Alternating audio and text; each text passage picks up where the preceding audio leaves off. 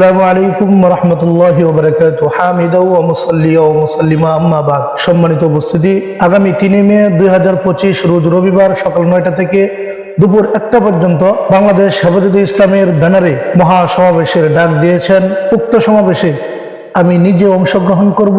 আমাদের ইমানি দায়িত্ব হিসেবে এখানে অংশগ্রহণ করা আমাদের প্রত্যেকজন মুসলমানের ইমানি দায়িত্ব। এই জমায়েত আমাদের যে 5টি ইমানি দায়িত্ব রয়েছে, যে 5টি বিষয় নিয়ে আমরা এখানে জমায়েত হব, ওই 5টি বিষয়ের মধ্যে 1 নম্বর বিষয় হলো 2013 সালে ফেসিবাদীদের আমলে আমাদের হাজার হাজার মুসলমান ভাইদের উপর ওরা গুলি করেছে, ওরা হত্যা করেছে, ওরা মিথ্যা মামলা দিয়ে কারাগারে ভরেছে। এই সকল মিথ্যা মামলা প্রত্যাহার করা এবং গণহত্যার বিচার করা 1 নম্বর দাবি।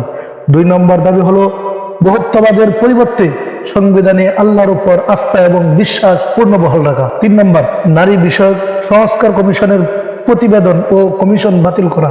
4 নম্বর, ভারতের মুসলমানদের নিরাপত্তা নিশ্চিতকরণ ও ওয়াকফ আইন বাতিলের উদ্যোগ গ্রহণ করা। 5 নম্বর, ফিলিস্তিন দখলদার মুক্ত উদ্যোগ গ্রহণ করা। এই 5টি দাবিতে আমরা সকলে একত্রিত হয়ে সকল গণনার ওলামাই কেরাম এবং সর্বস্তরের তৌহিদি জনতা এই সোহরাওয়ার্দী উদ্যানে জমায়েত হবে। এখানে আপনারা সকলকে আমি আহ্বান করছি। আমি নিজে উপস্থিত হব এবং আপনারাও এখানে উপস্থিত হওয়ার জন্য আমি আহ্বান করছি।